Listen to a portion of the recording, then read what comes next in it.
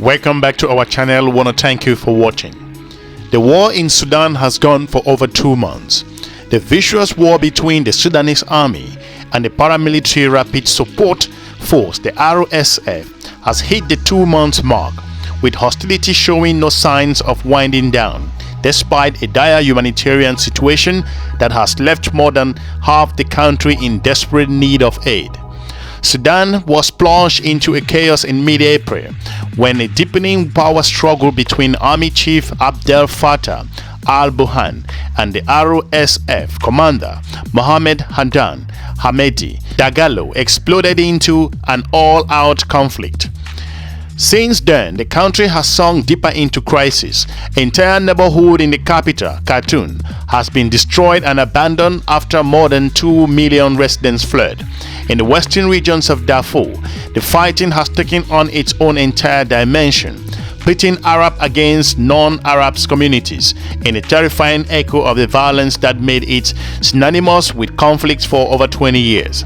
The war has forced some over 2.2 million people, based on media reports, from their homes, including over 528,000 who have sought refuge in neighboring countries, according to the United Nations, which estimated that over 25 million people need humanitarian assistance. Figures by the Armed Conflict Location and Events Data projected put the death toll at about more than 2,000 people, but the real number is feared to be much higher. On April the 15th, residents of Khartoum woke up to a chaotic scene as armored vehicles from both forces carried through the streets, with heavy artillery for fighting throughout the city, fighting jets roaring the skies above. Speaking to DWTV, Moh Ibrahim, the South Sudanese billionaire, actually spoke out really strongly, mentioning that the world must help Sudan before the fire spread. The Sudanese British billionaire Moh Ibrahim went ahead to say, who has spent much of his last 2 decades addressing the importance of good governance in Africa, says Sudan has no government. Ibrahim called for an arms export ban to the country. He also urges both sides to stop the fighting and says it is difficult for both sides to have the conflict won on either side. He's also pointed out that it is difficult to get a winner in this kind of war, as both sides are vying for influence.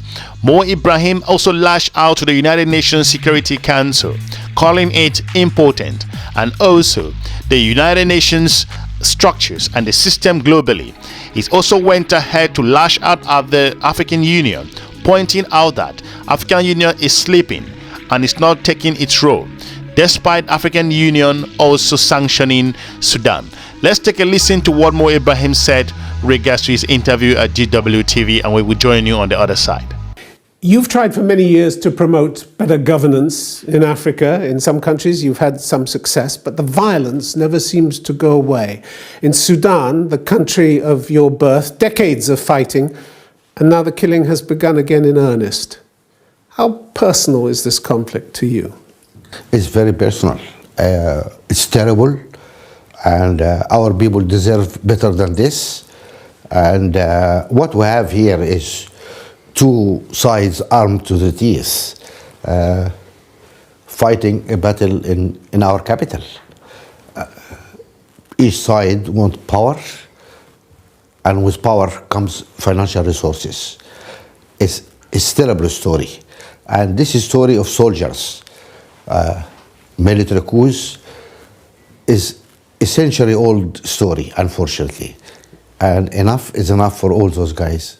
Despite pledges by both sides to respect humanitarian principles, there hasn't been the slightest effort to avoid civilian casualties. Why is that? They don't care? Absolutely. I don't really care. Each of them think they can somehow win this. They cannot be a winner here. They cannot be a winner. They're only losers. Every side is losing, and the Sudanese people are losing. The little infrastructure we have is being destroyed, and the country really is in a mess. And more civilians are dying than soldiers. It is very sad. Do you ever lose faith in Africa? No. Despite all this that's going on? Yes, but that's one country out of 54 countries.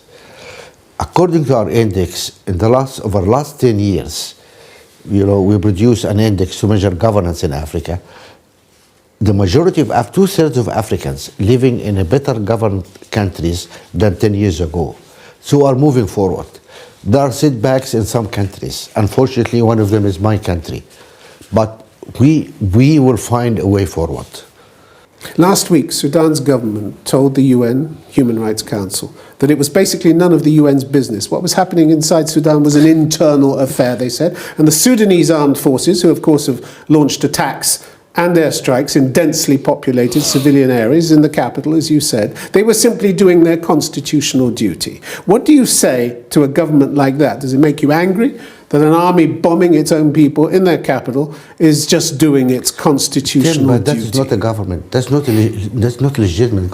Who calls those guys government? It's the only government they have, isn't it? It's people just took it by power, by guns. They are not elected. They have no. I mean, those guys just making themselves marshals and generals and. But why aren't other African states denouncing this? Why aren't other African states denouncing the African Union actually is suspended Sudan. That's it. Yeah. That's all they've done. What else can they do? What else? The problem is the African Union hasn't got a standing army. For a long time we said this standing force of the African Union should be financed, should be armed. Then it is able to go and deal with all those criminals and terrorists and whatever.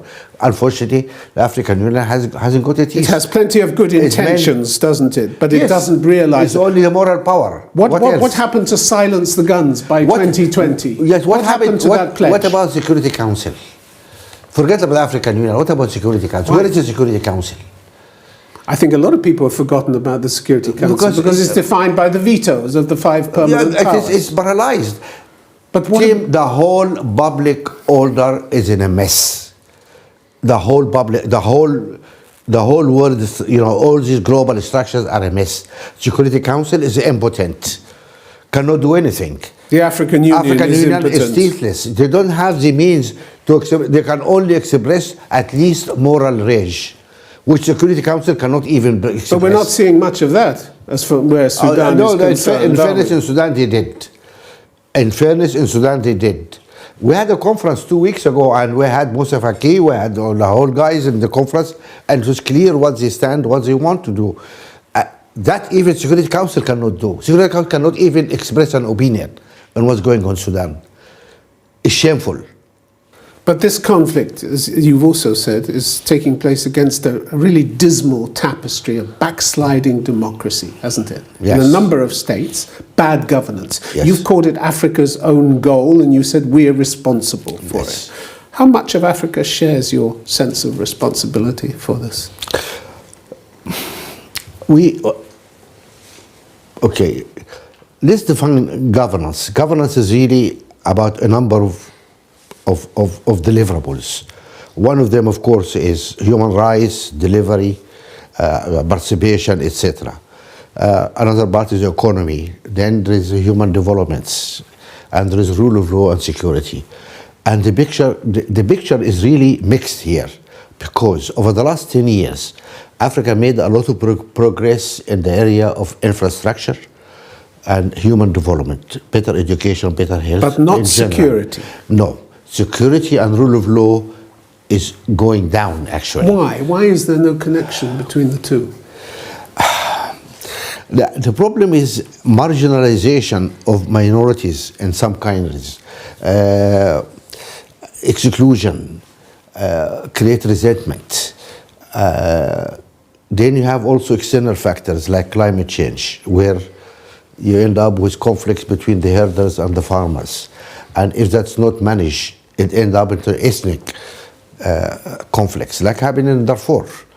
And then you have a criminal like General Bashir, then using militias to sort out the problem. They end up in 300,000 people dead.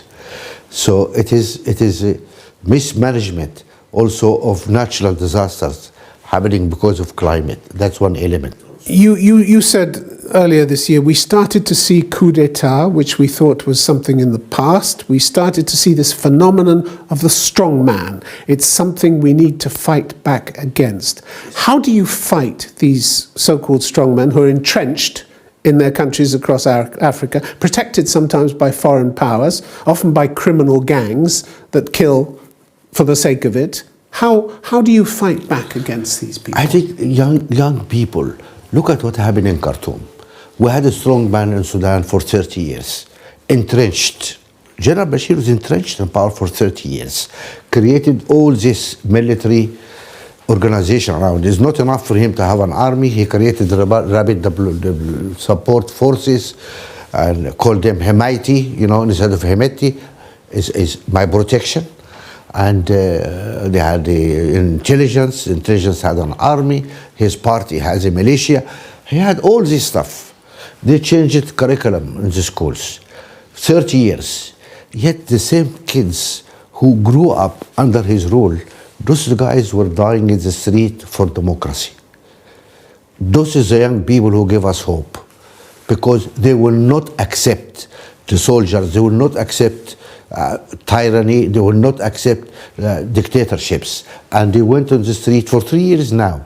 We're going through this in Sudan because the young people will not accept the soldiers. You say that, but perhaps one of the more depressing byproducts of conflict and bad governance is that Africans are showing increasing tolerance for the role of military in politics. According to Afrobarometer, a report last month, that view is particularly strong among the young people, 18 to 35-year-olds. Afrobarometer reported that over the last decade, opposition to military rule has declined significantly. Now, a slim majority, a majority, is willing to accept military intervention if elected officials abuse their power. That has to be dangerous for democracy. It is dangerous. And the problem is, you take Guinea, for example, where you have Alpha Conde abusing his power, and then trying to play with the constitution, suppressed the opposition unfairly. And a guy who was a Democrat before getting power, then power gets to his head and up being a dictator. When a military coup came against this guy, you understand why people say, oh, it's wonderful, got rid of him. So they are not really supporting the military coup. They are happy to get rid of a really corrupt civilian who really abusing the constitution and abusing his power. Hopefully the people of Sudan can figure out how to address this particular conflict and also to find peace with regards to their region. Sudan has gone through challenges considering the former leader of that particular country. Hopefully the people of Sudan can figure out how to resolve this conflict in a peaceful way. Sudan has gone through a lot, considering natural resources that it does have, and we all shall be watching on what the United Nations and regional powers, including Kenya and the African Union, are currently coming up with regards to peace and solution. Both generals to be able to figure out what's best for their people and to make sure that peace reigns so the people of Sudan can return back to their own communities and to their different shelters. I want to thank you for watching. Leave us a comment in the comment section and keep the conversation going. Let us know if you think the basis for fighting is necessary. Why are Sudanese fighting against each other? Are there people who are sponsoring this war beyond recognition? Let us know in the comment section. For now, I want to thank you for watching. We encourage you to check some of our informative video on this YouTube channel. We are looking forward to meeting you soon again. Have a good day. Bye-bye.